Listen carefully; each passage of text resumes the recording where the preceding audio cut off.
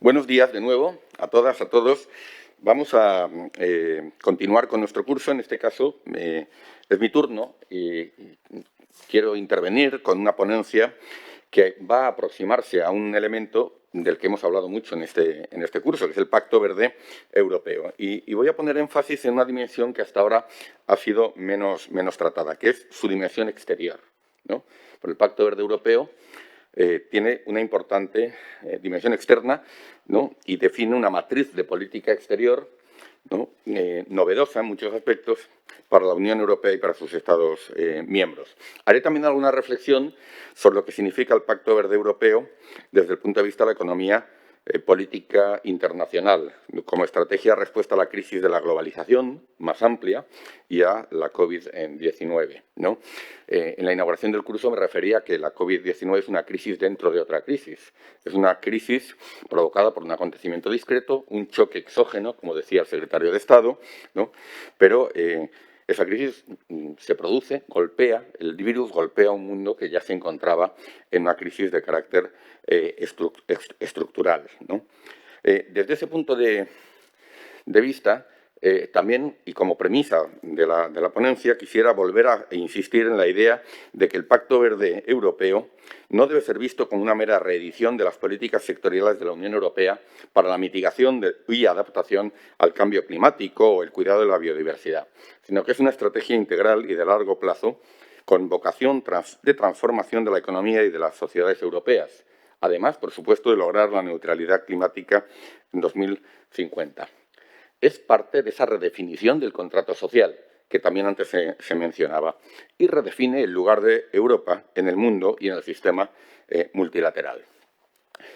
Muy brevemente, también alguna referencia histórica. Tanto en Estados Unidos como en Europa, la expresión Nuevo Pacto Verde alude al poderoso referente histórico del New Deal, del presidente Roosevelt, con el que Estados Unidos se enfrentó a la Gran Depresión y al desempleo masivo, con un vasto programa de reconstrucción que estuvo vigente entre el año 33 y el 39. Un programa que se basó en una regulación más estricta de la banca y los mercados financieros, en la inversión pública masiva en infraestructura y en grandes programas de empleo público financiados por el Gobierno federal. Dato importante también, esto fue llevado a cabo por un gobierno que, además, rompió con el patrón oro para liberar a la Administración de los límites que ese patrón oro imponía a la política fiscal y al gasto público. Un pequeño apunte, ¿no? El New Deal tuvo, a su vez, algunos componentes de conservación, reforestación y gestión ambiental que hoy evocamos, que hoy se evocan, ¿no? Como precedente de un nuevo Pacto Verde. Pues hay una mención reiterada, Alexandra Ocasio-Cortez lo ha mencionado en varias ocasiones, ha recordado el papel que tuvo el Cuerpo Civil de Conservación, que entre 1933 y 1942 generó 3 millones de empleos en tareas de reforestación, en tareas de conservación ambiental. Bueno, no voy a insistir en una idea que ya el secretario de Estado ha enunciado de manera muy clara, ¿no? Pero el New Deal, el nuevo acuerdo, abrió las puertas al paradigma keynesiano de política económica tras el fracaso del capitalismo laissez-faire y lo que Karl Polanyi llamó la utopía del libre mercado autorregulado. Tras la experiencia de la economía de guerra, de la planificación económica de guerra, la aplicación del keynesianismo en los países avanzados de Occidente, ¿no? Y de modelos de planificación centralizada en el bloque oriental, ¿no?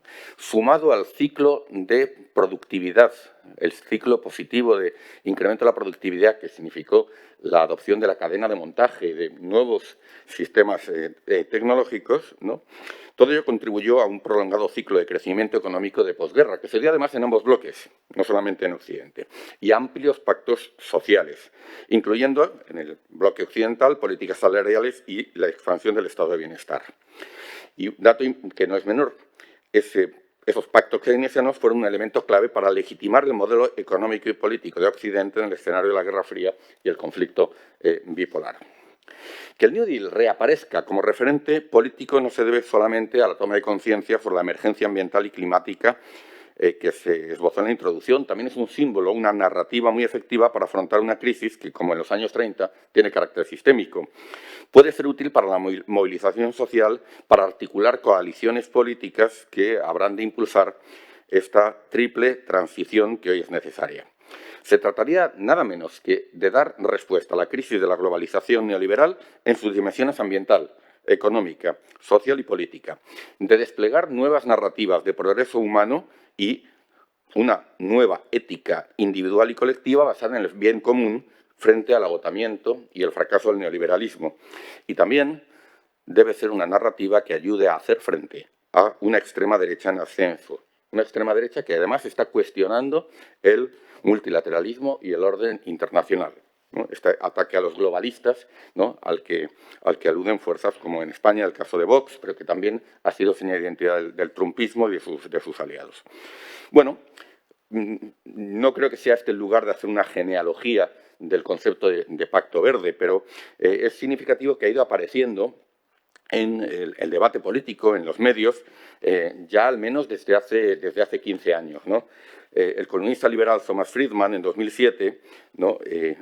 Lo propuso en una columna de New York Times en ese año.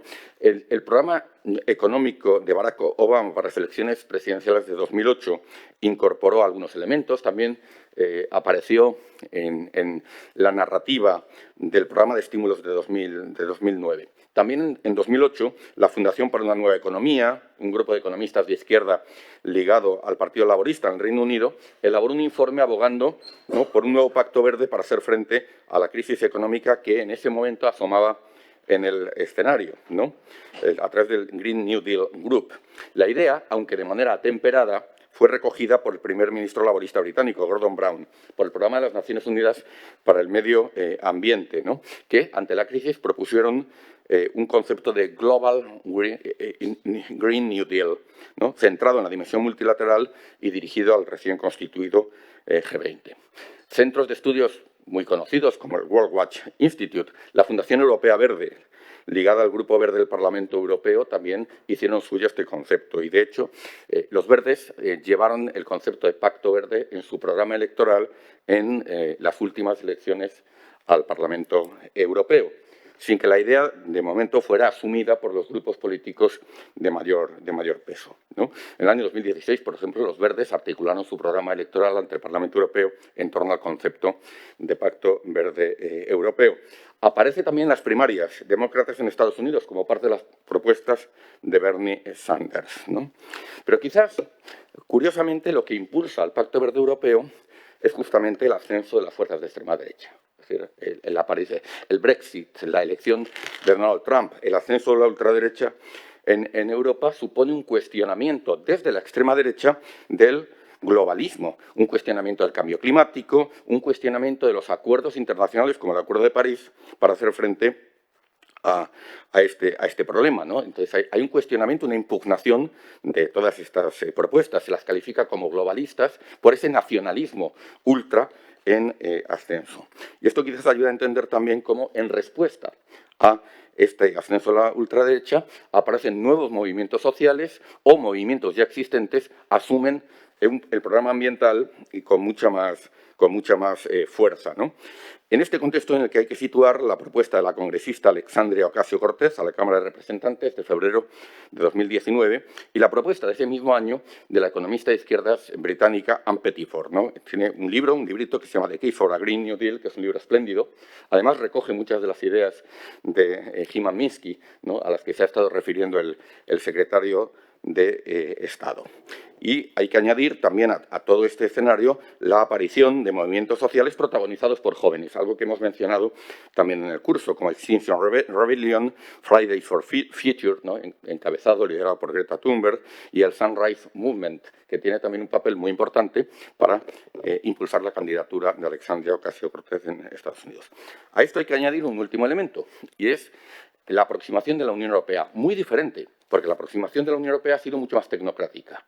Pero me gustaría reiterar algo que en algunos de los coloquios señalé, ¿no?, y es que la Unión Europea tiene un papel pionero en materia no tanto de politics, sino en materia de policy, de políticas públicas, ¿no? Porque la Unión Europea tiene, en el momento en que este debate se plantea, ya tiene un acervo muy importante de prácticas, de instrumentos, algunos de mercado, otros más otros públicos, digamos, con un carácter regulatorio más marcado, que se han puesto en práctica, que se han experimentado, ¿no? Mencionaba hace unos días ese editorial de abril de 2021 en The Financial Times, en el que se reconocía el papel pionero de la Unión Europea en las políticas ambientales y la respuesta al cambio climático. Y ese influyente medio recordaba que la Unión Europea había sido la primera en apoyar, a través de subvenciones, el despegue de las energías renovables. La primera en establecer un mercado de carbono y derechos de emisión, que ha generado aprendizajes que ahora en Estados Unidos o en China se están incorporando, ¿no? La primera en emitir bonos verdes a través del Banco Europeo de Inversiones. En adoptar, también con un papel de liderazgo, que Cristina Lobillo nos recordaba, en cuanto a las metas. Es decir, ha tenido un papel de tractor en las cumbres internacionales, tratando de elevar los niveles de ambición climática. Quizás no lo suficiente, dirán los ecologistas, pero desde luego muy por delante de otros actores que han ido a remolque, ¿no? Ha sido también, ¿no?, pionera en la adopción de normas de reducción de emisiones. También lo han hecho otros. Lo ha hecho, por ejemplo, con los automóviles el Estado de California, en Estados Unidos, pero con las distintas normativas, la Euro 4, Euro 5, Euro 6, ha ido por delante de otros muchos países en materia de regulación de emisiones. Y, dato que también hemos mencionado, está siendo el primer actor que a escala mundial está adoptando una taxonomía sobre finanzas sostenibles, en las que se establece qué es sostenible desde el punto de vista social, ambiental y de la gobernanza corporativa, con exigencias mucho mayores de transparencia y para que las empresas incorporen, por ejemplo, los riesgos, ¿no?, vinculados al cambio climático, ¿no? Bueno, todo esto, pues, ¿a qué se debe? Bueno, esto sería también un debate muy interesante, ¿no? Pero, en parte, creo que ha de atribuirse al fuerte peso de los partidos verdes en Europa, el papel creciente de los movimientos por la justicia climática en la Unión Europea y la propia lógica de la integración europea, que dota a la política ambiental de una dinámica propia y que, en nombre de eso que en la academia hemos llamado la europeización de políticas, ¿no?, supone que dentro del marco europeo las políticas nacionales tienen que reverdecerse conforme al marco adoptado en el conjunto de la Unión. Es decir, en nombre de la armonización y la coordinación regulatoria se va produciendo el alineamiento de las políticas nacionales con lo acordado en la Unión, ¿no? Bueno, sobre esto, a partir de todos estos elementos, en diciembre de 2019, como resultado de un pacto muy amplio entre liberales, socialdemócratas, democristianos y verdes, algunos de ellos al menos, se lanza como programa de gobierno de la Comisión el Pacto Verde Europeo. Y aquí nos encontramos con un cambio, yo creo que de carácter cualitativo, porque el Pacto Verde Europeo no es solo el resultado de una lógica tecnocrática de perfeccionamiento gradualista de las políticas sectoriales de energía y clima, de mitigación y adaptación al cambio climático, de cuidado de la biodiversidad que se venían desarrollando. Y es que la comunicación de diciembre de 2019, Cristina Lobillo la mencionó, deja claro desde el inicio el alcance sistémico y la naturaleza política del Pacto Verde. Y esto se aprecia incluso para quienes estamos habituados al lenguaje tecnocrático y cauteloso de la Comisión, ¿no?, de esa jerga bruselense. Lees entre líneas que hay un cambio verdaderamente significativo. Afirma esta comunicación que enfrentar el cambio climático va a ser la principal meta de la Unión Europea, ¿no?, y que para ello se adoptará una estrategia integral para, cito textualmente, transformar la Unión Europea en una sociedad equitativa y próspera, con una economía moderna, eficiente en el uso de los recursos y competitiva. Cierra las comillas. Y el carácter sociopolítico del Pacto Verde se explicita también desde el inicio, pues el pacto dice ha de darse prioridad a la dimensión humana de manera justa e integradora. Y frente a la desafección ciudadana, ¿no?, frente a la crisis política que atraviesa la Unión, el objetivo del Pacto Verde es recuperar la confianza ciudadana y, abro comillas, asociar a los ciudadanos en toda su diversidad con las autoridades nacionales, regionales y locales, la sociedad civil y los sectores económicos. Cierro comillas. Esto, para una política que en principio parece ambiental, desde luego muestra que el alcance es mucho mayor. Se trata, como se ha señalado, de un programa de gran potencial transformador. Plantea la gestión sostenible de las tres problemáticas ambientales más importantes: clima, biodiversidad y contaminación. Y define una matriz de política organizada en torno a los 5 sistemas socioeconómicos que más inciden en esas cuestiones. Son los ejes del pacto: energía, industria, edificación, movilidad y agricultura y alimentación. Habréis detectado ya que estos ejes afectan de manera directa a nuestra vida cotidiana, ¿no? A qué comemos, cómo nos movemos, ¿no? Qué productos utilizamos, cómo nos vestimos, en definitiva, cómo nos relacionamos de manera directa con el medio. Y bueno, ello exige, y esto es un dato importante también, un nuevo papel rector para la política pública. Hoy tenemos un debate interesante, ¿no?, sobre el retorno de la planificación. Incluso, bueno, los liberales, algunos liberales o neoliberales han dicho, bueno, este es el Gosplan, vuelve la planificación centralizada. Mire usted, sin menoscabo de mecanismos de mercado, efectivamente aquí hay un nuevo rol para la política pública, porque estas metas, el hecho de plantear metas al 2030, al 2050 y articular distintos sectores económicos es una forma de planificación. Y esto, desde luego, es un cambio de paradigma. Creo que también el secretario de Estado lo ha mencionado anteriormente respecto a ese periodo en el que el consenso que se había impuesto establecía que estas cosas había que dejárselas al mercado, ¿no?, porque el mercado lo hacía de una manera más eficiente y suponía una suerte de inteligencia colectiva que superaba lo que cualquiera pudiera hacer desde el actor público. Ahora no, ahora estamos diciendo, esto es importante en términos de agencia, que las sociedades, a través de los estados, queremos volver a tomar el control, ¿no?, a estar, como se dice en inglés, en el asiento del conductor, a tomar el timón para dirigir el curso de estas transformaciones y llegar a donde queremos llegar. Claro, el Pacto Verde Europeo, cuando uno lo compara, y este también es un ejercicio interesante, con las propuestas de Ocasio-Cortez o de Pettiford, que están más a la izquierda, pues puede dejar descontento a alguno, porque no es tan exigente. Pero vuelvo a señalar que el Pacto Verde Europeo se sitúa en las fronteras, dentro de las fronteras de lo que es posible en un momento dado. Una de las cosas que tenemos que hacer es reconocer cuál es la correlación de fuerzas, el contexto en el que estamos, y tratar de aprovechar al máximo esas fronteras de posibilidad que proporciona una determinada coyuntura histórica.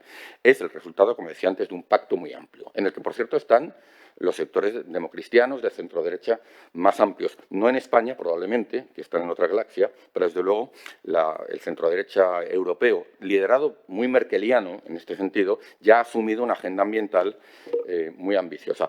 ¿Por convicción o por miedo a los verdes? Bueno, esto es una discusión importante, pero el hecho es que está asumida, y esto se ha reflejado en que esa comisión, dirigida por una democristiana, por von der Leyen, ¿no?, con un acuerdo muy amplio, muy transversal, haya adoptado este programa de trabajo. También es cierto que está muy influida por la propia experiencia europea, es decir, por esa aproximación tecnocrática más gradual que ha tenido la Comisión y los aprendizajes anteriores de diseños y aplicación de políticas públicas en la Unión Europea. Ahora, dicho esto, y señalar las diferencias, también me gustaría señalar algunas de las similitudes. Y es que el Pacto Verde Europeo recoge, en cuanto a áreas de política, instrumentos de política, muchas de estas propuestas de izquierda. Y esto también es un indicador de que el centro de gravedad del debate político, la crisis climática, lo ha desplazado, el COVID también lo ha desplazado de este lugar en el que antes se encontraba, más cercano a la derecha liberal.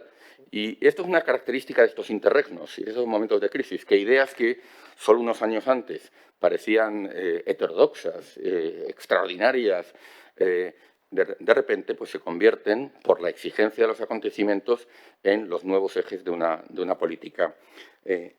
política económica. Entonces, bueno, esto, como digo, la gravedad de la emergencia climática contribuye a explicarlo. La verdad es que no nos deja mucho margen para el desacuerdo en cuanto a fines, medios y estrategias a adoptar, muchas de ellas fuera de la ortodoxia ordoliberal.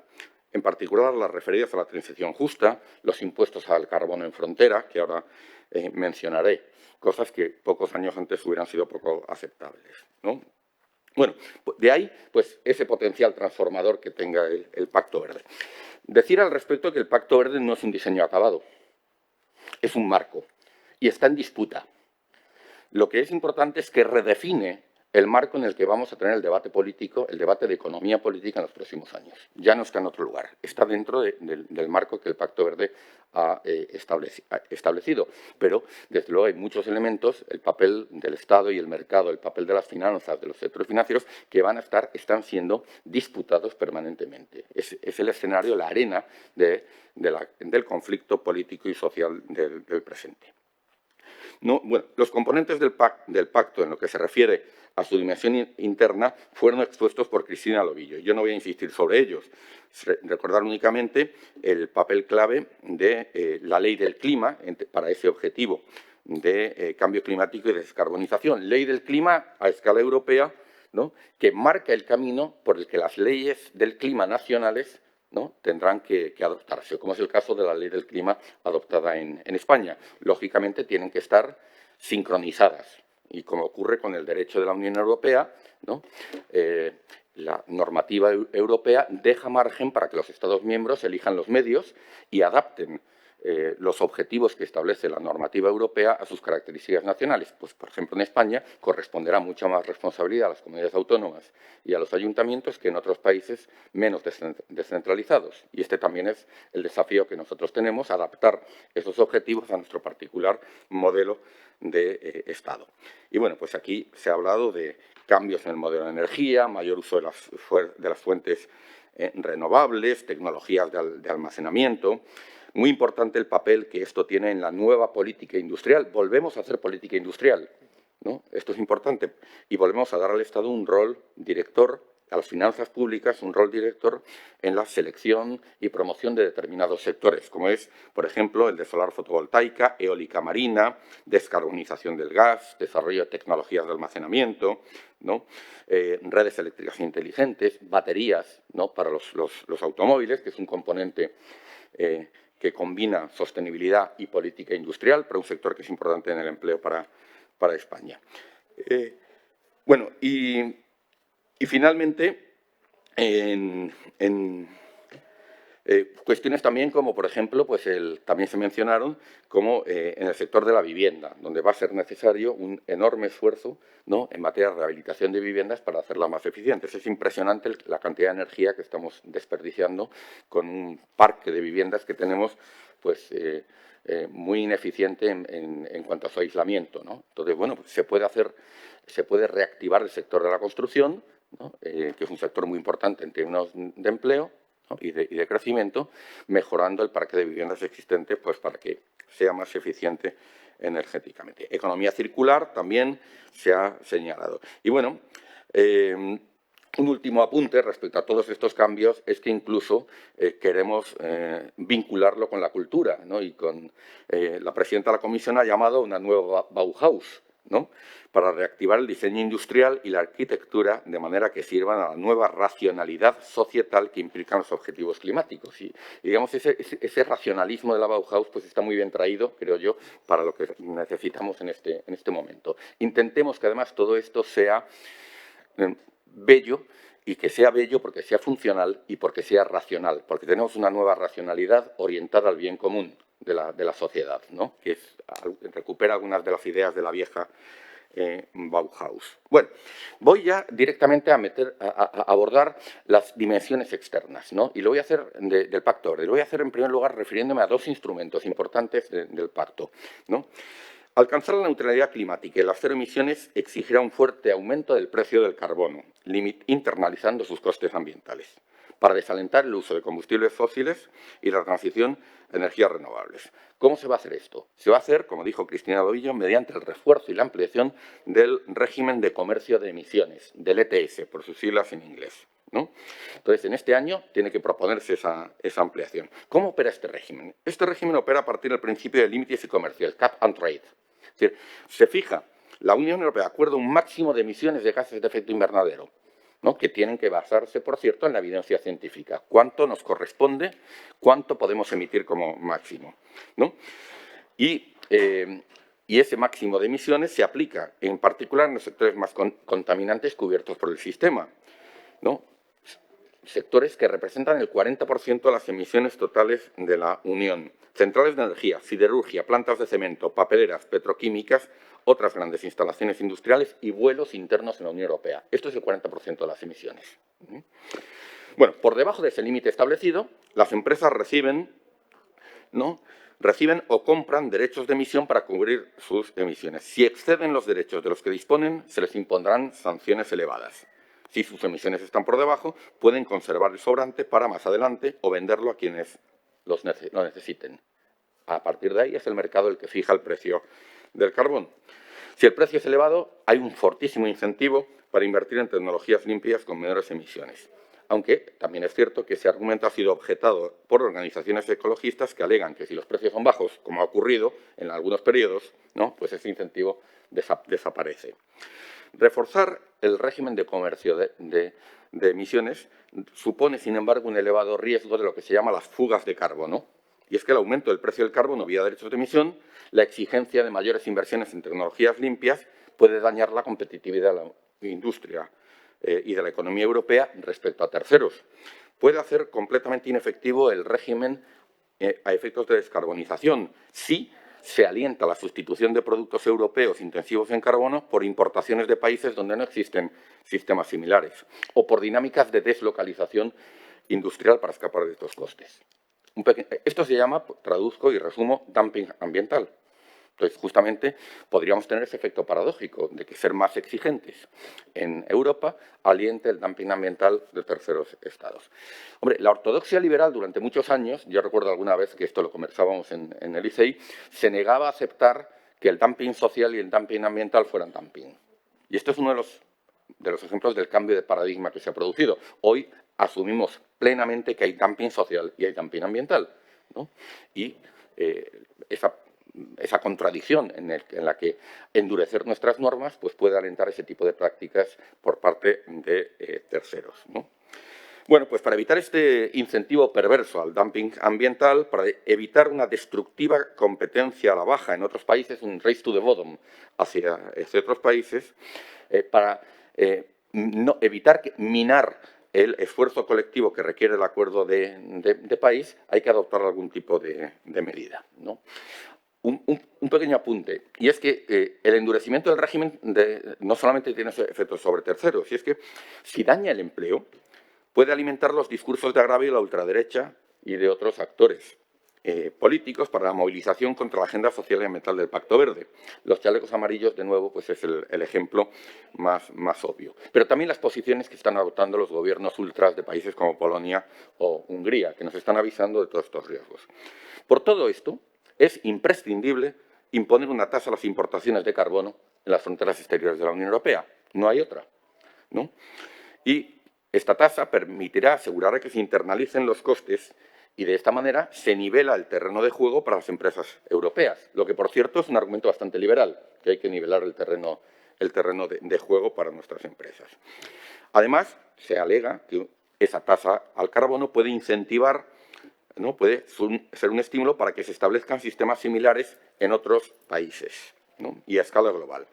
De hecho, puede ser el elemento singular más importante que se adopte para lograr la neutralidad climática. Bueno, pues este mecanismo de ajuste de carbono en frontera, CBAM, por sus siglas en inglés, ¿no?, responde a estas exigencias y, además, un dato añadido, es una de las nuevas fuentes de ingresos que se prevén dentro del acuerdo de julio de 2020, ¿no?, para pagar la deuda que vamos a contraer para hacer frente para financiar Next Generation.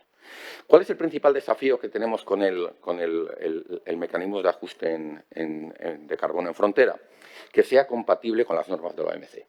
El hecho de que sea un instrumento fiscal no ayuda, ¿no?, pero probablemente la Unión Europea va a tener que asegurar que ese mecanismo no es discriminatorio, porque supone un tratamiento similar a las empresas europeas respecto a las empresas de terceros.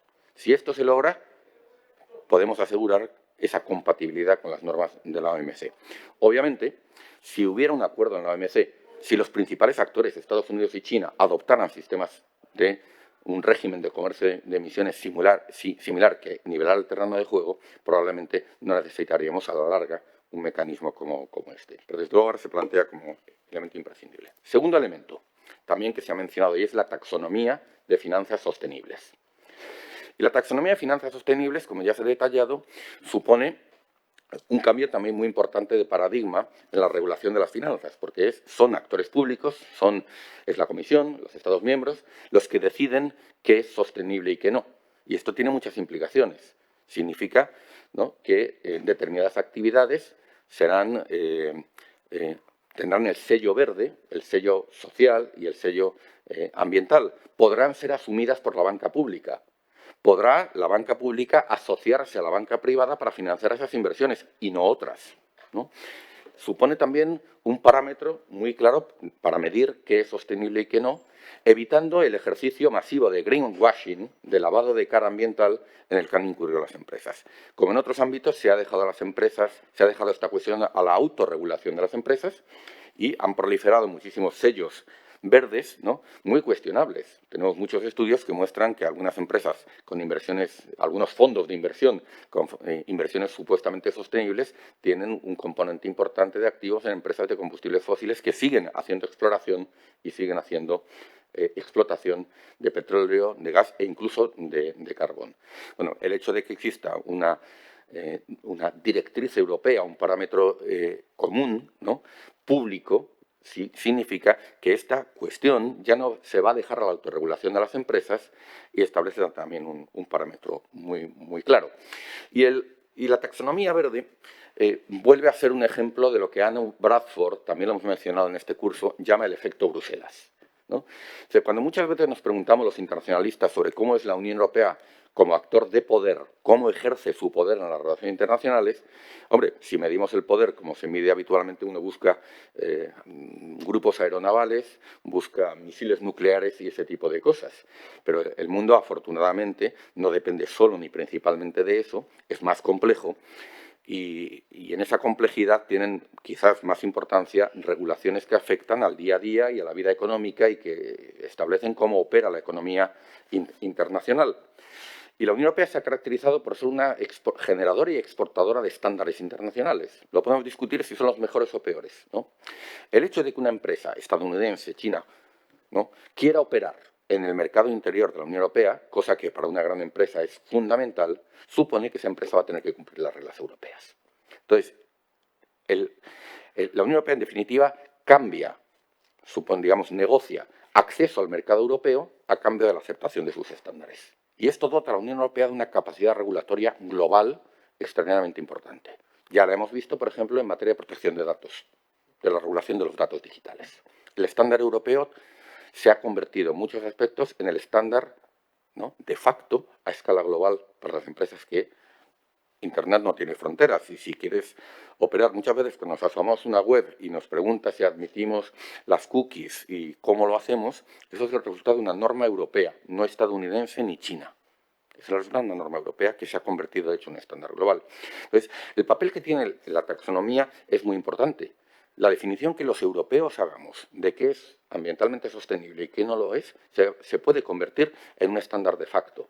Y desde luego, además, como de nuevo somos los primeros, si otros adoptan estándares similares, adoptan taxonomías similares, ¿no?, la referencia inevitable va a ser la que la Unión Europea haya adoptado en primer lugar. Es un ejercicio incompleto todavía, donde hay mucha discusión. Mencionábamos en la sesión de Cristina Dovillo que todavía no hemos decidido cuán sostenible es el gas como energía de transición, no nos hemos pronunciado sobre la nuclear y no nos hemos pronunciado sobre la biomasa, ¿no?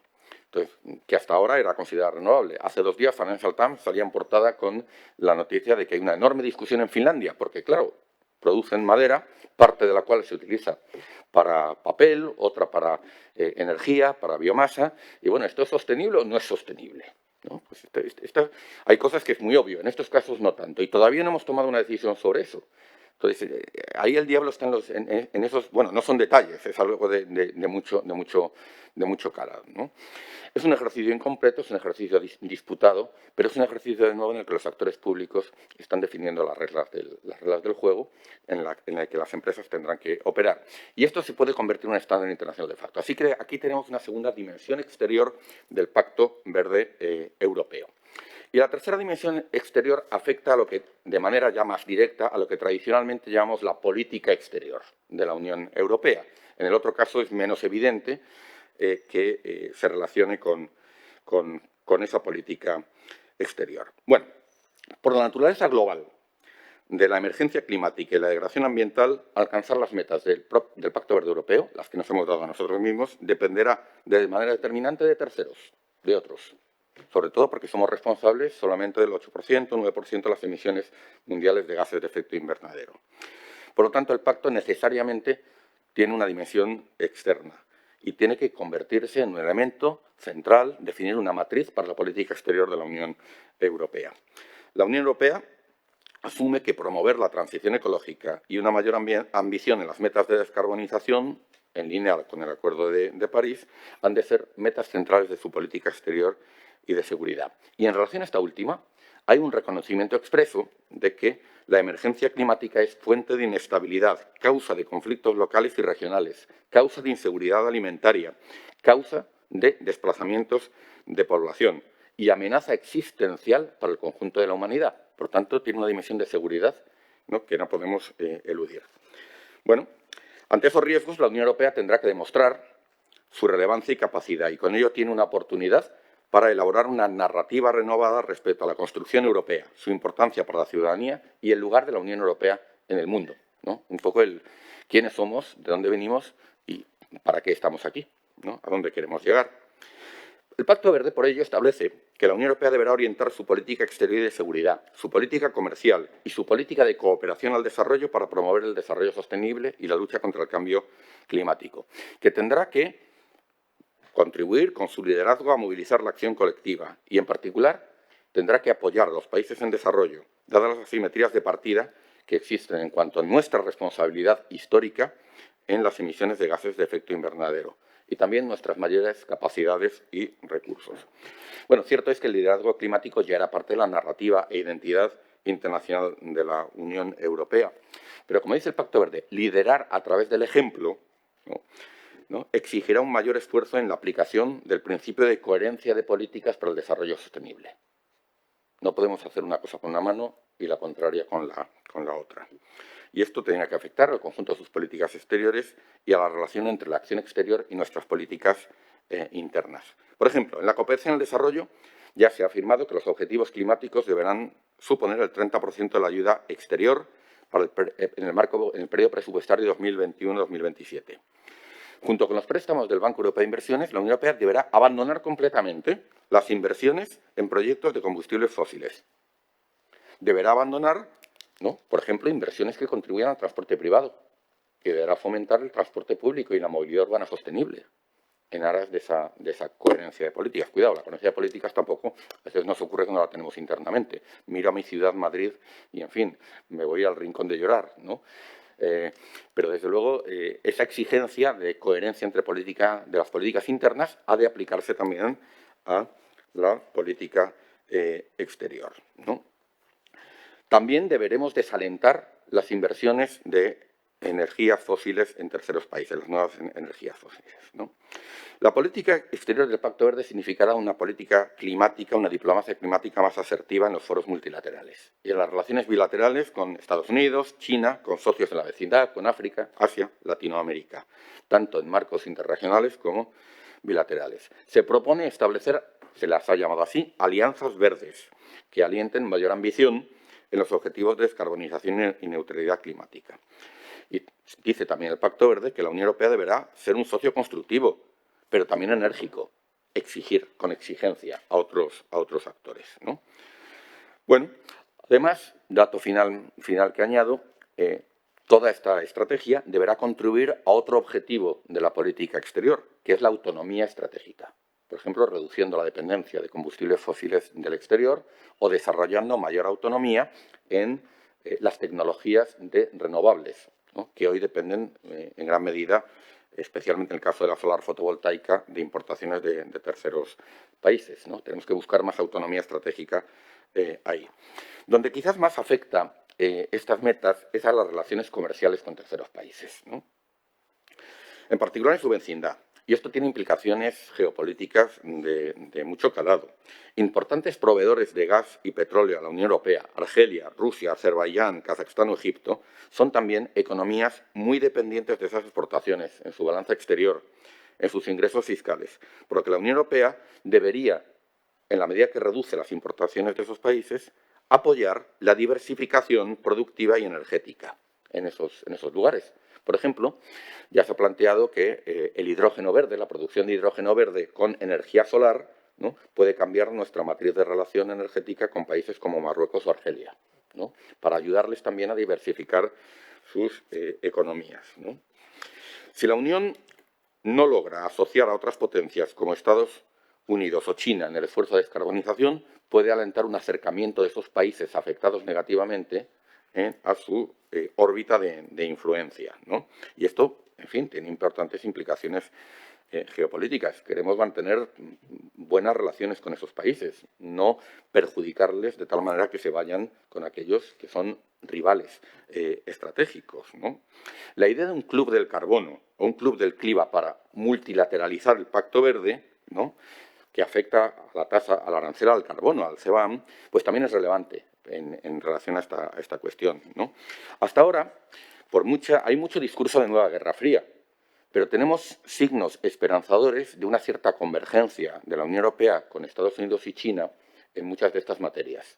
Es decir, se está produciendo una convergencia regulatoria y la idea de que pueda haber un club del carbono liderado no solo por la Unión Europea, sino también por China y Estados Unidos, pues es una idea positiva y anuncia un mundo más cooperativo, ¿no? Es decir, si no logramos unirnos frente a una amenaza existencial como es el cambio climático, pues mal vamos. Y eso no quiere decir que no haya disputas en otros ámbitos. Pero tenemos aquí una enorme oportunidad para construir una narrativa del sistema internacional alternativa a la idea de Guerra Fría o de bipolaridad. Una narrativa cooperativa, de asociación, ¿no?, y de vinculación constructiva con esos países, ¿no?, en vez de un mundo de esferas de influencia y de polos de poder.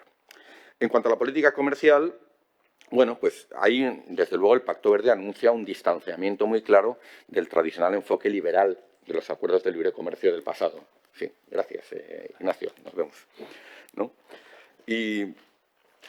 Y bueno, y además todo esto se justifica con argumentos ambientales muy sólidos. Esto se plantea, ¿no?, y ya voy terminando, por ejemplo, con mucha claridad en la Organización Mundial de Comercio y en los acuerdos de asociación de la Unión Europea y otros países. Quizás lo que en este momento mejor lo ilustra es la discusión que tenemos en torno al acuerdo Unión Europea-Mercosur, ¿no? Bueno, ese acuerdo se firmó, pero ese acuerdo, que implica países con una política ambiental nefasta, como es la de Brasil con Bolsonaro, ¿no?, que incluso, digamos, en esa suerte de trumpismo adaptado al contexto brasileño, llegó a amenazar con la salida del Acuerdo de París, pues nos coloca con un dilema. ¿Podemos firmar un acuerdo comercial con un país que anuncia que va a salir del Acuerdo de París, que no va a cumplir o que no tiene voluntad de cumplir con los objetivos de descarbonización? Obviamente no. Entonces, tenemos también aquí un desafío de coherencia de políticas. Entonces, bueno, lo que se está planteando, de hecho hay hoy muchas dificultades, no ya en Mercosur, en la Unión Europea, para que el acuerdo Unión Europea-Mercosur sea ratificado por los Estados miembros y por los órganos, por el Parlamento Europeo y por el Consejo, porque se necesita la decisión de los colegisladores de la Unión Europea.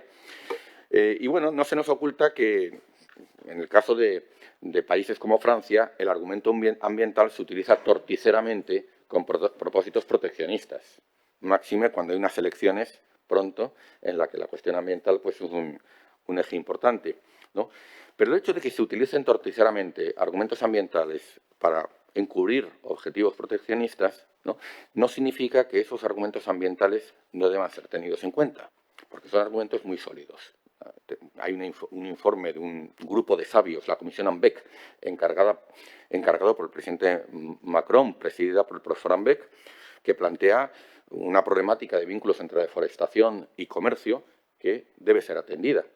Y en ese sentido, lo que se está planteando, sin reabrir la negociación, lo comentamos con Javier Niño, recordaréis, es que se añada al Acuerdo Unión Europea-Mercosur una cláusula ambiental de las que en derecho se denomina elemento esencial, que según la Convención de Viena de Derechos de los Tratados, ¿no?, aquellos elementos esenciales de un tratado, si una parte los incumple, legitiman a la otra parte para suspender en parte o en todo la aplicación del tratado, es decir, para adoptar sanciones.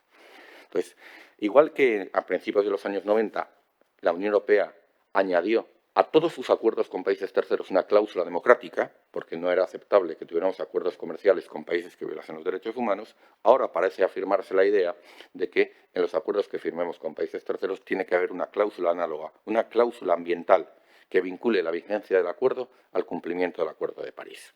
Quizás esto, la aparición de esta cláusula en este acuerdo, mejore la coherencia de estos acuerdos comerciales con el Pacto Verde Europeo. Y, de hecho, el Pacto Verde Europeo ya voy terminando, ¿no?, establece que los acuerdos en el futuro, los acuerdos comerciales que la Unión Europea adopte, sea en la OMC o con países individuales o grupos de países, como es el caso de Mercosur, tendrán que tener necesariamente una cláusula ambiental de ese tipo. Bueno, es un ejemplo, pero muy relevante en materia de la necesidad de las exigencias que el Pacto Verde Europeo impone en materia de coherencia de políticas a la acción exterior de la Unión, ¿no? Permítame unos comentarios finales, ya para cerrar. Desde la crisis final de 2008, la Unión Europea enfrenta una serie de crisis que se inscriben, a su vez, en la más amplia crisis de la globalización y del orden liberal internacional. La crisis del euro reveló fallos de origen de la unión monetaria, en parte atribuibles al diseño ordoliberal que respondía a la influencia de Alemania y de la Europa del Norte. La autodestructiva política de recortes y la supuesta austeridad expansiva, a la que también se refirió Ignacio Álvarez, ¿no?, pues todo esto indujo un círculo vicioso de recesión y cuestionamiento de la Unión Europea y de sus políticas, que también ayuda a entender el auge de la extrema derecha en algunos países, ¿no? Todo esto significó retroceso de la cohesión social y territorial, pese a que es uno de los objetivos de la Unión Europea. Agravó la desafección, el nacionalismo, el euroescepticismo y la desconfianza ante las élites, ¿no? Agravó la sensación de incertidumbre y temor de las sociedades europeas ante los efectos de la globalización, la inmigración, el cambio tecnológico y sus efectos en el empleo, la protección social y las oportunidades para la siguiente generación. Y todo esto fue lo que azuzó esa extrema derecha en ascenso. En 2016, el entonces presidente de la Comisión, Jean-Claude Juncker, reclamó una Europa que protege frente a estos riesgos, ¿no?, tratando de arrebatar esa demanda de protección a las fuerzas de extrema derecha. Y en ese periodo, 2016-2018, la Unión Europea llevó a cabo distintos ejercicios de reflexión sobre su futuro. Elaboró libros blancos, ¿no?, planteando distintos escenarios para la reconstrucción de una Unión Europea que atravesaba una profunda crisis. Pero el hecho es que la Unión Europea no había logrado articular una respuesta colectiva a la crisis de la globalización económica y del orden internacional liberal. En materia ambiental, el ascenso de los partidos verdes y la asunción de la agenda verde por los partidos mayoritarios, la socialdemocracia y la democracia cristiana, podía verse como una respuesta a sociedades más concernidas también por la emergencia climática y la imposibilidad de universalizar los patrones de producción y consumo propios de una globalización sin ataduras de ningún tipo. En materia social y política, la Unión Europea enfrenta la necesidad de reconstruir el contrato social vigente frente a esa desafección ciudadana y el ascenso de la ultraderecha. En cuanto al orden internacional, la impugnación del multilateralismo y el creciente nacionalismo económico y político del gobierno de Trump, el Brexit, su evidente desprecio a la Unión Europea y la mayor competencia geopolítica e inestabilidad sistémica forzaron a la Unión Europea a abandonar su tradicional aproximación cosmopolita y confiada a la globalización y adoptar la Unión Europea una visión más circunspecta y defensiva del orden internacional. Y con todos estos elementos, lo que hoy sí podemos decir es que la Unión Europea ya ha construido una respuesta a todas estas crisis. Y esa respuesta se articula en torno a dos ejes: el Pacto Verde, ¿no?, y el concepto de la autonomía estratégica. Y ambos están relacionados, ¿no? Aunque la autonomía estratégica remite a la política exterior e inicialmente se planteó como, digamos, un principio de política de seguridad y defensa, ¿no?, ahora hemos ido asumiendo que la autonomía estratégica también tiene una dimensión climática y de seguridad energética y de desarrollo de una capacidad industrial propia que entroncan con el Pacto Verde Europeo. Pacto Verde y autonomía estratégica han cobrado aún más relevancia como ejes de la respuesta europea a la COVID-19 y el plan de reconstrucción Next Generation, ¿no? Ya teníamos estos elementos, pero con Next Generation lo que hemos hecho es poner más recursos y darle y reforzar su impulso político, impulsando, en palabras de Max Bergman, un verdadero despertar geopolítico y societal de la Unión Europea. Varias de las intervenciones de este curso han insistido en la naturaleza sistémica y la vocación transformadora del Pacto Verde Europeo. Es un proyecto para toda una generación. Es, como ha dicho Ursula von der Leyen, nuestro proyecto Hombre en la Luna. Es un ejemplo, puede verse así, de economía de misión, y ahora soy yo el que cito a Mariano Mazzucato, ¿no? Deja atrás el enfoque tecnocrático y sectorial de la política ambiental y del clima a partir del reconocimiento de la emergencia climática como reto existencial, para convertirse así en la matriz de política económica y social de la Unión Europea en su conjunto y el marco general en el que se inscribirá nuestra política exterior y de seguridad, nuestra identidad como actor internacional y nuestras relaciones con el mundo. Afectará en muchos aspectos a la vida cotidiana de la ciudadanía, cómo y en qué trabaja, cómo se alimenta, se desplaza al trabajo o pasa sus vacaciones. Reconfigura los contornos de lo público, lo privado y el bien común. En muy pocos meses ha redefinido los términos del debate político. Puede verse como el intento de reconstruir el consenso socialdemócrata y democristiano con el apoyo de los partidos verdes y la asunción de la agenda ambiental y su llamado a defender lo común, hasta hace pocos años en los márgenes del debate político y económico dominante. Es también un renovado compromiso, ¿no?, con la lucha con la desigualdad y la protección de la sociedad, que de otras maneras, si no se asume, se dejaría en manos de esas ultraderechas en ascenso.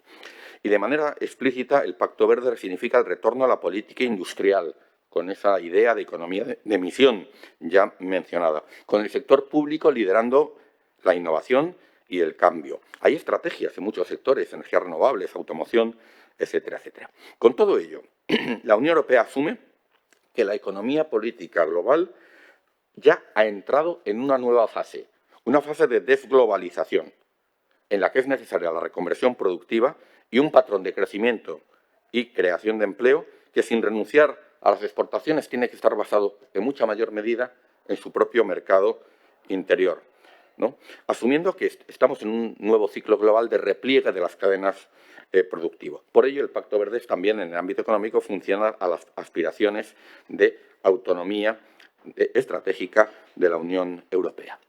Termino señalando que el Pacto Verde comportará costes asimétricos entre países, regiones y grupos sociales, además de afectar aspectos clave de la vida cotidiana de la ciudadanía. Empleo, patrones de consumo, hábitos de vida han de cambiar para asegurar que se logra el objetivo de que la temperatura media no supere 1,5 grados en este siglo. La distribución de estos costes, la manera de afrontarlos, los cambios societales que comporta el Pacto Verde serán objeto de disputa y confrontación social y política. Serán, sin duda, politizados, contestados, impugnados por fuerzas nacionalistas y de extrema derecha.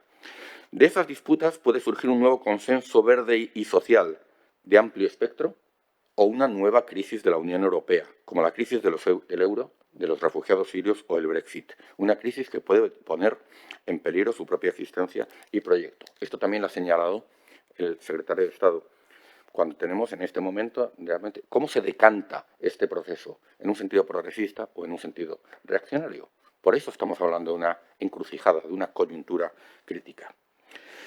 La crisis de la globalización y el coronavirus son, de nuevo, una coyuntura crítica, un momento de encrucijada en el que el devenir histórico está abierto y las fuerzas sociales pugnan por definir algunos de los futuros posibles en esa encrucijada. El Pacto Verde quizás no es un proyecto ecosocialista, como algunos quisieran, pero tampoco puede reducirse a puro transformismo para perpetuar el neoliberalismo, como otros quieren ver. Hace 90 años, en otra crisis de carácter sistémico, el New Deal salvó al capitalismo y a las sociedades democráticas, pero también las transformó para dar cabida a derechos sociales antes inéditos.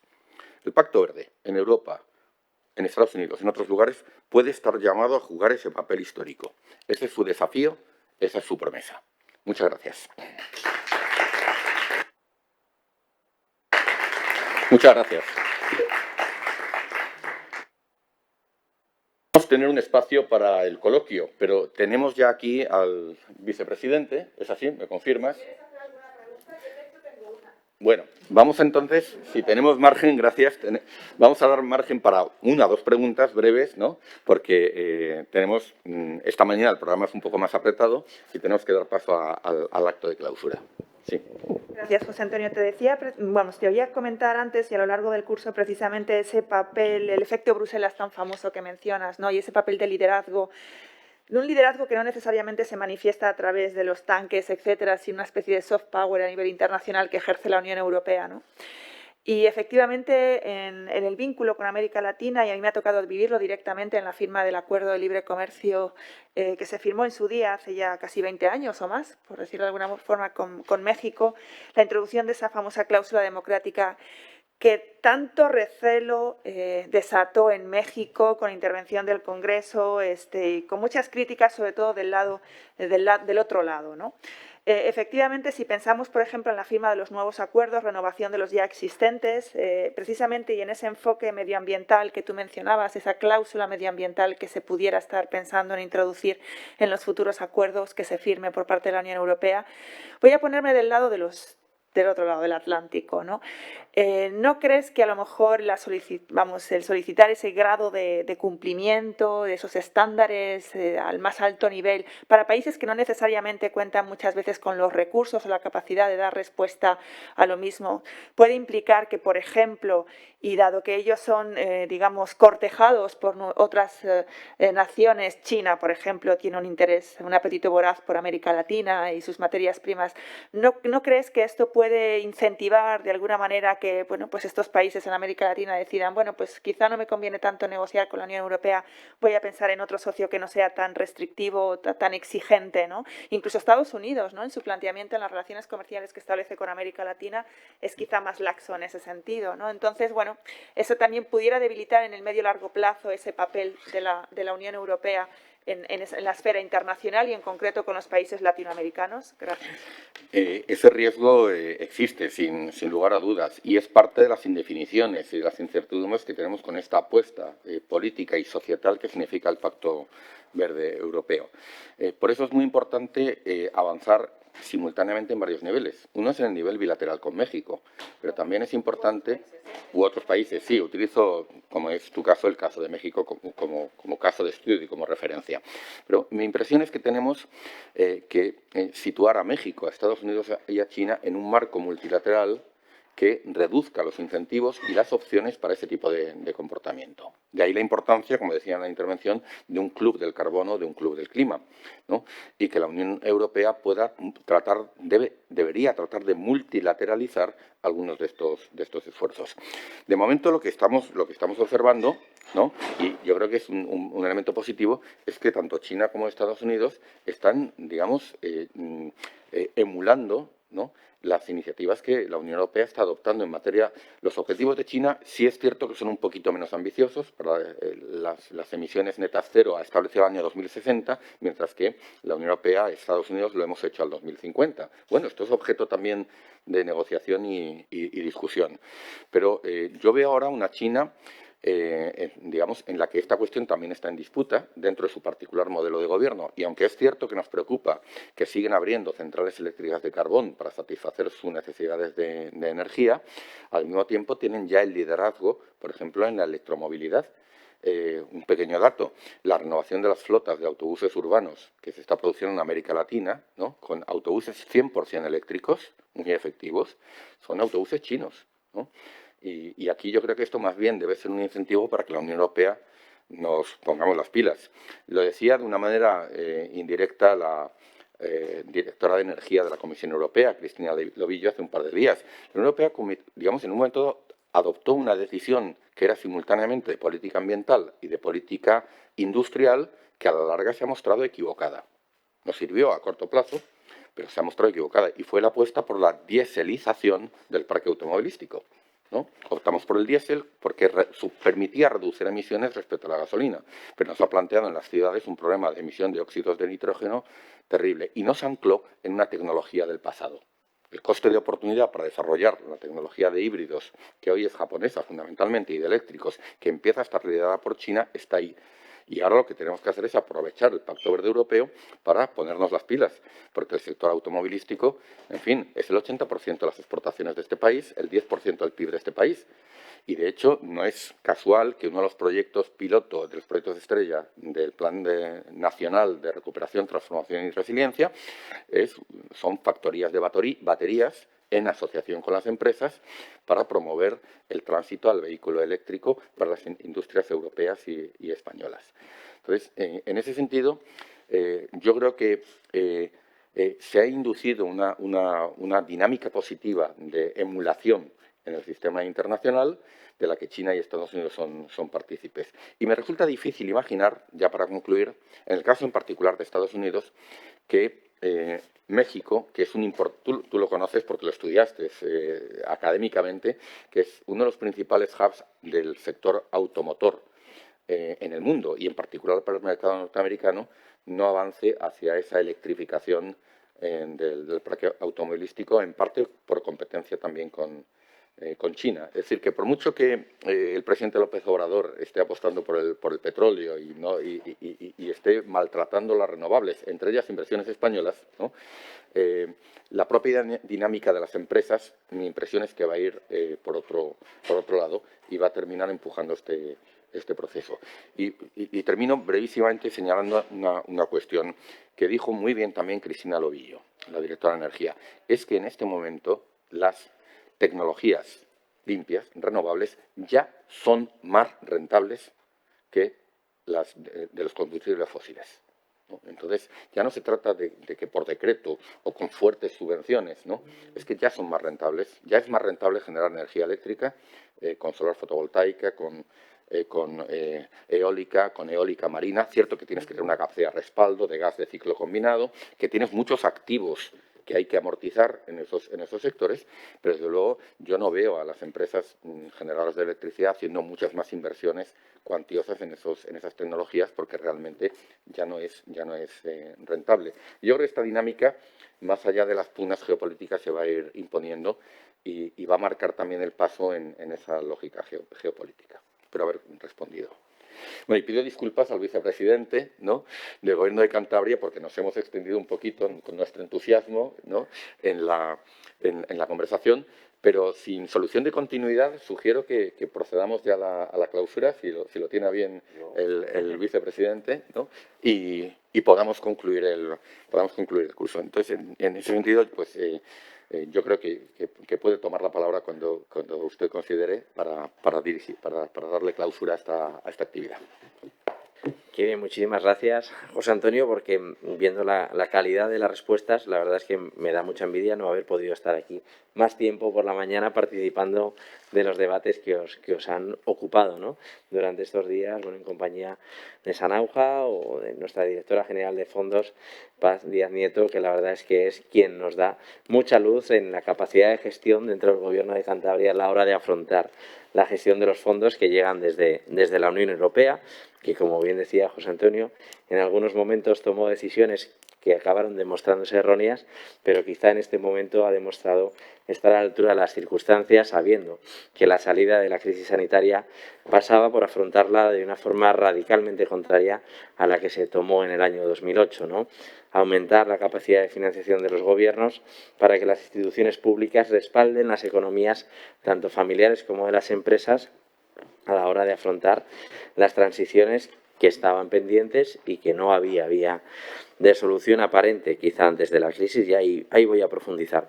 Pero sí que es verdad que quiero empezar mi intervención, bueno, pues evidentemente agradeciendo la oportunidad que me dais por estar aquí y también de lanzar unas palabras de apoyo a la Universidad Internacional Menéndez Pelayo, porque es verdad que tanto este año como el año pasado han afrontado el desarrollo de sus cursos en una circunstancia completamente diferente a lo que esta institución, que el año que viene cumplirá 90 años, hasta ahora había desarrollado.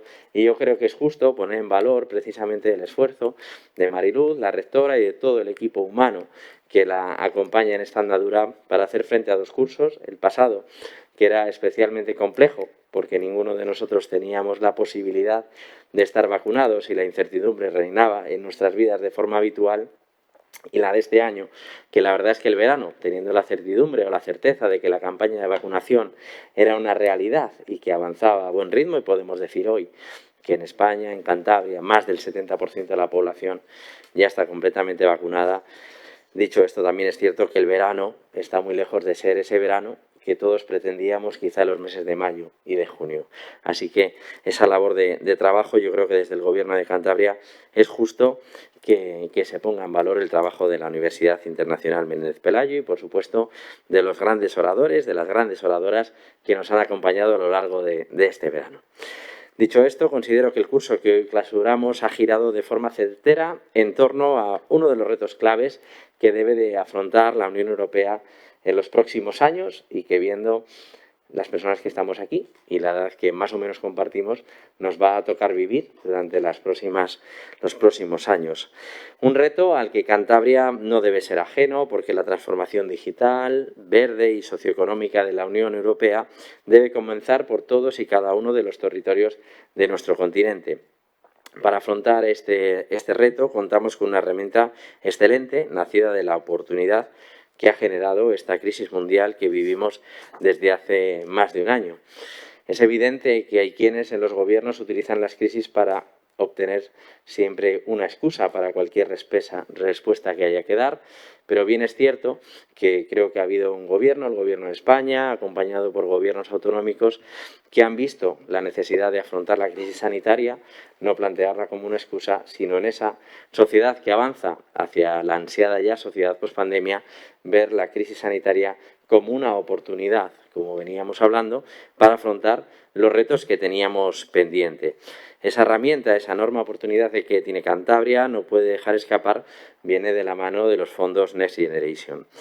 Nos van a permitir responder de manera conjunta y coordinada a una de las peores crisis sociales y económicas que hemos padecido. Nos va a permitir construir una Europa, una España y una Cantabria post-COVID más ecológica, más digital y también más social, donde la igualdad de oportunidades sea una realidad. Porque, como os decía al principio, creo que esto es algo que socialmente se comparte, que ahora sí Europa ha sabido corregir uno de los errores que se cometió en la anterior crisis económica. Ahora la respuesta se ha diseñado desde el principio de no dejar a nadie atrás, y un principio que pasa además de las palabras a los hechos, porque es verdad que hace apenas un año empezábamos a ser conscientes de la llegada de fondos a los territorios, pero es que ya los gobiernos autonómicos de nuestro país tenemos fondos disponibles que vamos desarrollando y que vamos materializando en proyectos que venían estando, algunos en el cajón quizá desde hace demasiado tiempo.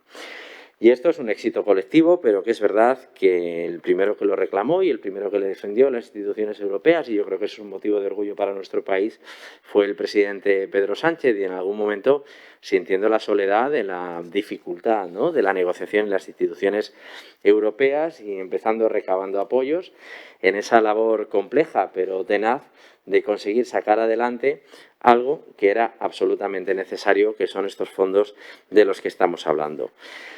Se trata principalmente de dar un impulso a la transición ecológica, pero sin dejar de lado la necesaria transformación de la estrategia de desarrollo y de la política industrial, que permita seguir generando empleo de calidad y favoreciendo el crecimiento sostenible de los países que integran la Unión. Una idea compleja, pero que obedece a cuestiones, bueno, pues tan medibles como las que explicaba José Antonio, ¿no? Es verdad que el paso de los combustibles sólidos a las energías renovables sigue generando debate, incluso en los territorios. En Cantabria vivimos un tiempo en el que la preservación del medio, la preservación de los ecosistemas o incluso la preservación de los paisajes en algunas regiones, como es singularmente Cantabria, nos obliga a pensar en cómo tiene que ser el desarrollo eólico, a pesar de que en muchos territorios ya sea un elemento que está absolutamente avanzado. En cualquier caso, hemos empezado a trabajar y a desarrollar los proyectos que van a permitir este camino necesario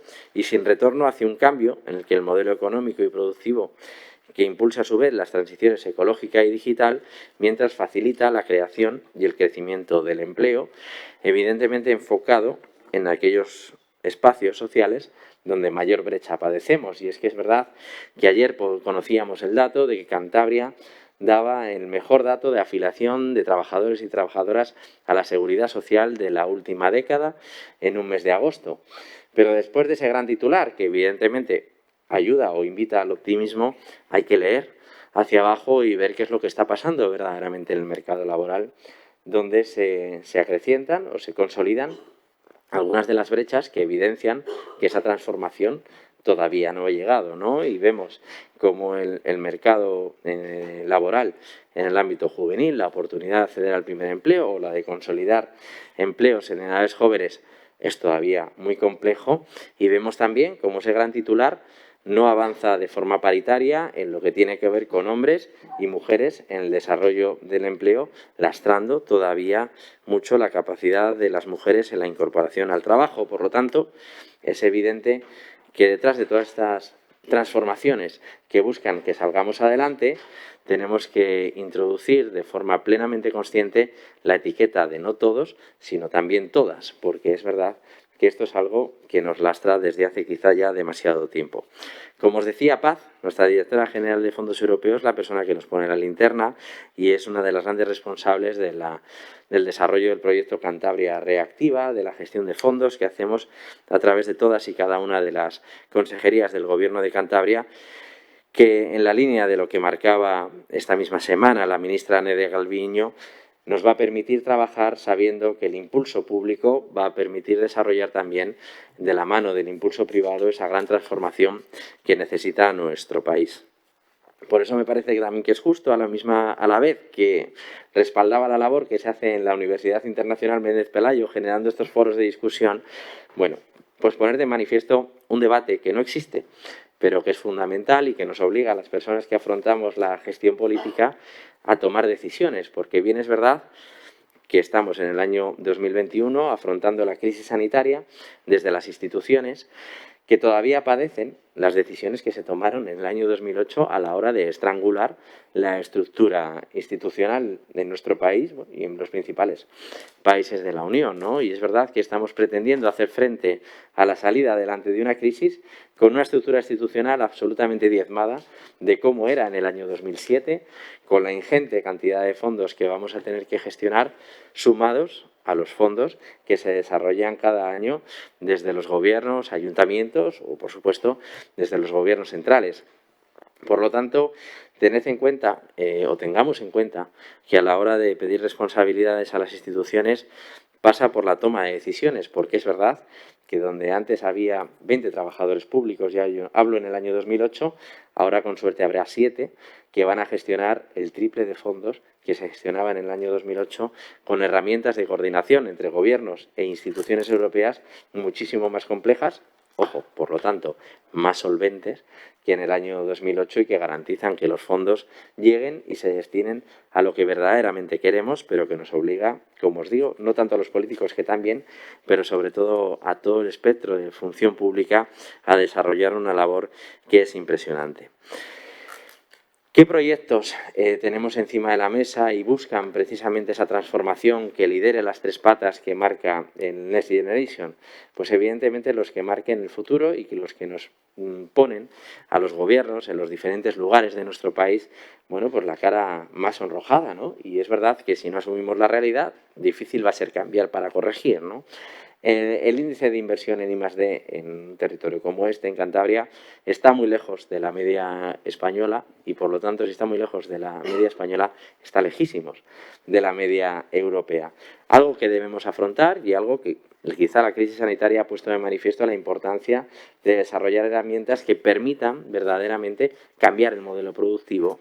Y encima de la mesa tenemos ya por fin una ley de ciencia y transferencia que en Cantabria asegure la capacidad de inversión en un mercado laboral que es garante de buenos empleos, de buenos salarios y de generación de riqueza, pero que también nos va a permitir generar a nuestros investigadores e investigadoras un clima estable de desarrollo profesional, rompiendo con algunas etiquetas que les llevaban, lamentablemente, a tener no solo que abandonar Cantabria, sino también que abandonar nuestro país para su desarrollo profesional. Por lo tanto, los fondos Next Generation nos van a permitir crecer y modernizando, sobre todo asumiendo las responsabilidades que tenemos en el Gobierno de Cantabria.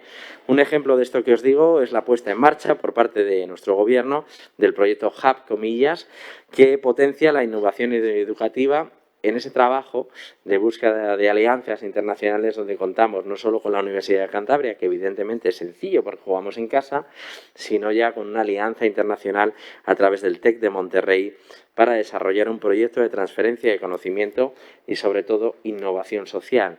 Nos va a permitir incorporar nuevos investigadores e investigadoras en Cantabria para desarrollar un modelo que se puede reproducir fuera de aquí en la mejora de la transferencia del conocimiento. Otros proyectos, como el SELF de Economía Social o el Besaya de Libera, nos van a permitir definir programas y políticas públicas que impulsen la acción del Gobierno de Cantabria. Yo, como reflexión final y dentro de todo lo que habéis analizado, es verdad que el tiempo es otro, es verdad que tenemos que salir adelante de la parálisis del análisis que nos ha llevado la gestión de la crisis sanitaria y que es el momento de pasar de las palabras a los hechos y aterrizar todos esos grandes proyectos que en un momento estuvieron dibujados en un papel y que ahora tienen que dar salida al crecimiento de los territorios. Algo tan sencillo como que el futuro es ya, porque no podemos esperar a que nadie pase, porque este tren está en marcha y la oportunidad para los gobiernos, para los territorios, es así.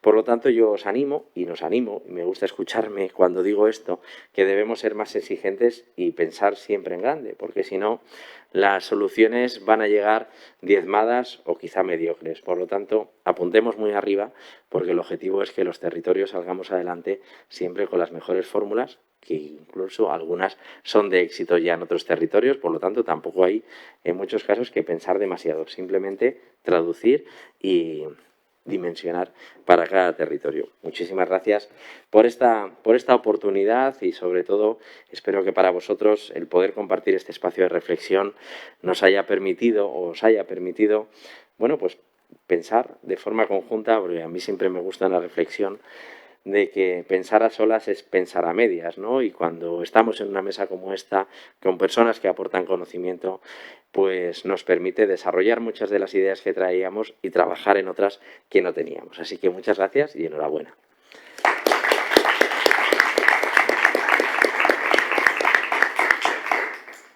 Muchas gracias al vicepresidente Pablo Zuloaga por estas palabras de clausura, por estar aquí. Está ya todo dicho con esta intervención, pero a mí me gustaría, si me lo permite, expresar algunos agradecimientos ahora que llegamos al punto final, ¿no? Y hacerlo en nombre de Paz Díaz Nieto, en mi nombre, como codirectores del curso, ¿no? En primer lugar, un agradecimiento y un reconocimiento al Gobierno de Cantabria, que ha hecho posible este curso, un Gobierno de Cantabria, y aquí representado tanto por la Directora General de Fondos Europeos como por el vicepresidente. Muchas gracias por permitirnos esta reflexión, por hacerla posible y por ayudarnos, en nuestro caso, como Fundación Carolina, a cumplir con uno de nuestros mandatos fundacionales, ¿no? Que es acercar la realidad española y la latinoamericana y hacerlo también pues a través de las comunidades autónomas, de los gobiernos regionales. Para nosotros esa alianza, en el espíritu del ODS 17, pues es fundamental. No es la primera vez que trabajamos juntos y confiamos en que pueda seguir siendo así. Así que, de nuevo, muchas gracias, ¿no? por esta oportunidad.